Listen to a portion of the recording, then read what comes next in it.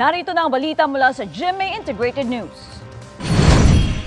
Bumilis pa ang headline inflation o bilis ng pagmahal ng produkto at serbisyo sa bansa nitong Setyembre. Ayon sa Philippine Statistics Authority, naitala ang inflation rate sa 6.1%. Mas mabilis kumpara sa 5.3% nitong Agosto. Ang mga nag-ambag sa pagbilis pa ng inflation ang pagmahal ng food and non-alcoholic beverages gaya ng bigas at karneng baboy. Kasama rin dyan ang transport category gaya ng produktong petrolyo. Narito naman ang iba pang balitang binabantayan ng GMA Integrated News. Hanging habagat, patuloy pang pinalalakas ng bagyong Jenny. Ilang bahagi ng Luzon uulanin sa susunod na 3 araw ayon sa Pag-asa. 6 na pulis na botas na ipinaaresto dahil sa pagkamatay ni Jemboy Baltazar sumuko na.